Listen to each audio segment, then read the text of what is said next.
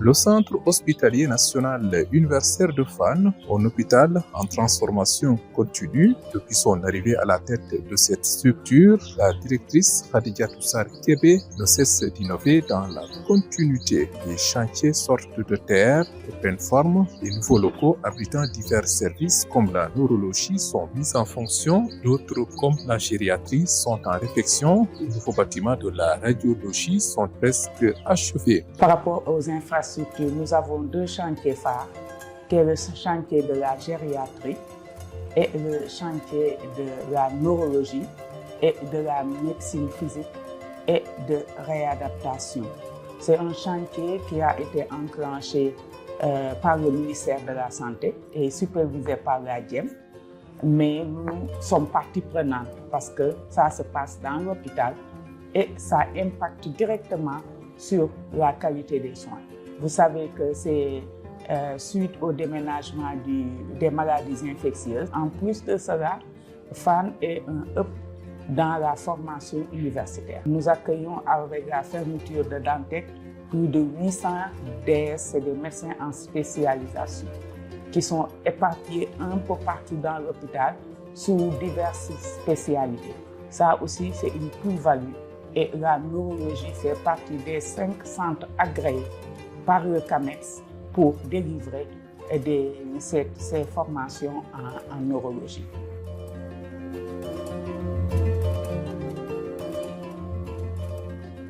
Le défi de la directrice dans le cadre du programme d'établissement 2025-2029, c'est de faire de l'hôpital Fann un hub hospitalier en adéquation avec le nouveau référentiel du gouvernement lié à l'agenda 2050.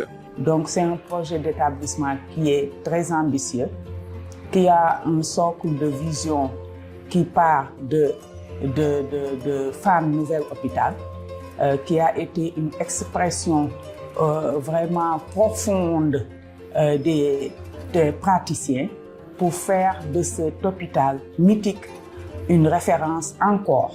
C'est déjà une référence, mais une référence de plus haut niveau.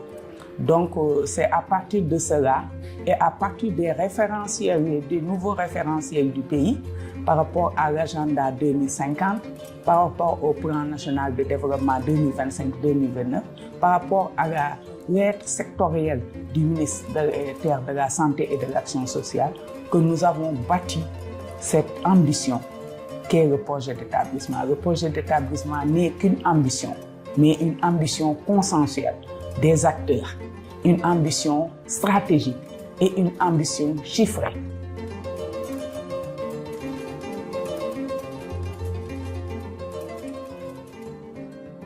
En termes d'équipement également, les efforts de la directrice ne faiblissent pas. Des débarquements de conteneurs remplis de matériel ont été enregistrés en toute transparence. Effectivement, l'hôpital achète des appareils. L'hôpital achète des équipements pour vraiment renforcer son plateau technique, renforcer le parc des équipements qui se trouvent à l'hôpital pour faciliter la prise en charge des patients.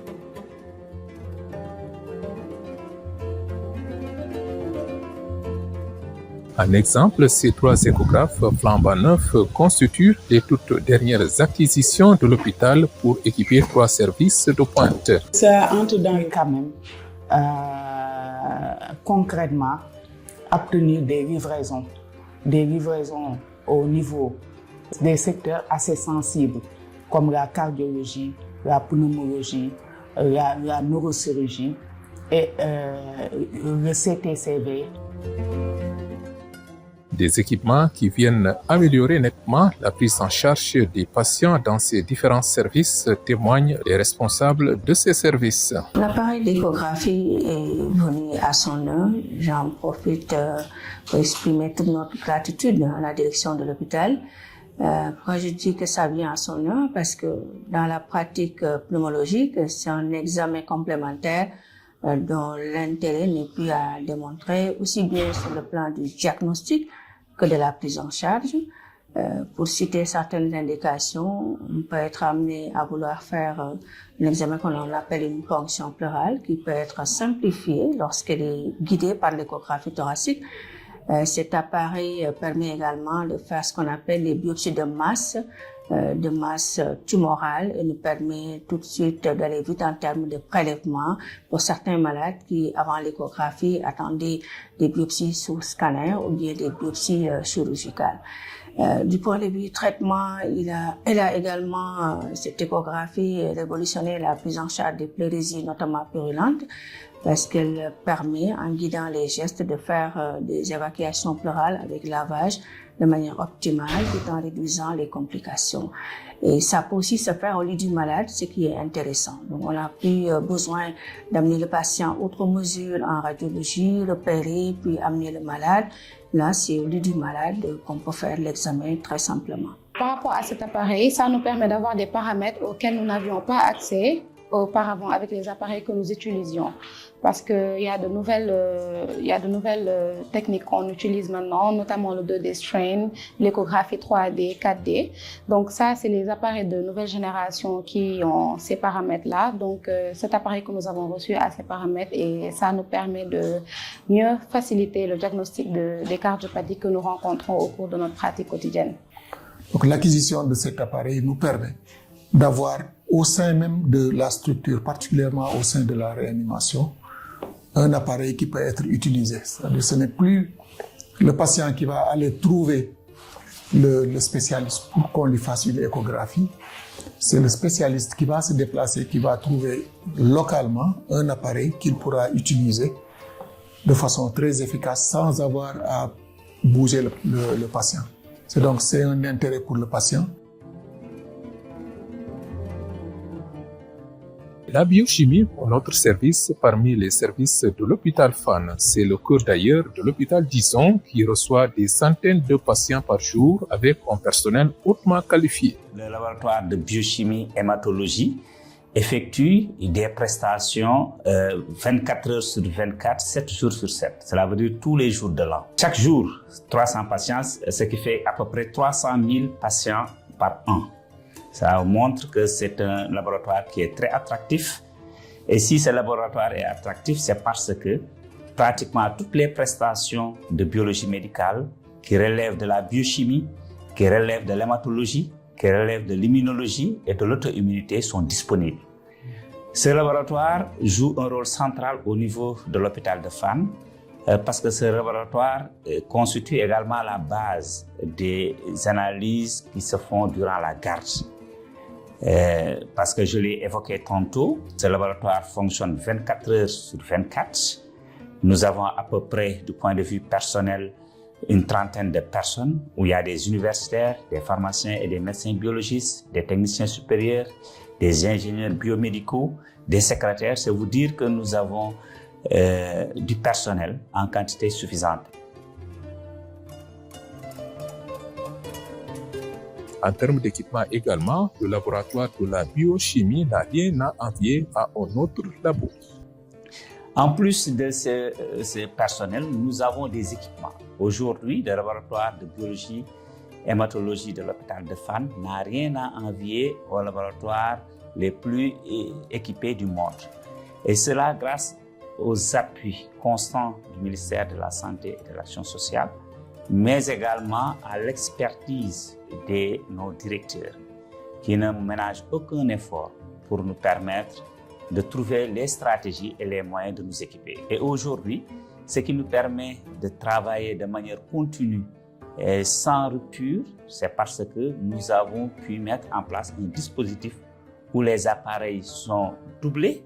Pour chaque appareil, nous avons un backup.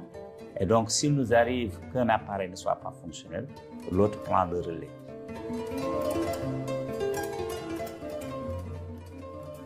Ainsi, à l'occasion du SISTAC 2025 prévu du 15 au 19 avril, le Centre hospitalier universitaire national de Fann ne sera pas en reste, une grande opportunité qu'il va saisir. Le Centre hospitalier national universitaire de Fann, communément appelé Hôpital Fann, fait partie de ces structures phares. Donc c'est pourquoi nous avons mis l'accent sur l'organisation pour que l'hôpital puisse disposer d'un stand et que l'hôpital puisse participer convenablement à ce grand événement, à ce grand forum qui sera un creuset d'innovation en termes de matériel, mais aussi un creuset d'opportunités dans le cadre des financements des grands projets de l'hôpital de Fann. Donc c'est ça qui nous a motivés pour relancer vraiment la participation de l'hôpital de Fann au niveau du CISDAC. C'est un thème d'une importance capitale, un thème important parce que si vous prenez les pays de l'OCI, c'est des pays généralement à forte densité, à forte population et à fort pourcentage de jeunes. Si vous prenez le Sénégal, 75% de la population ont moins de 35 ans. Donc ça, c'est un point extrêmement important et la santé est à la base de tout. La prévention est le socle du développement parce qu'on ne peut pas développer. Le développement, ce sont les hommes qui font le développement.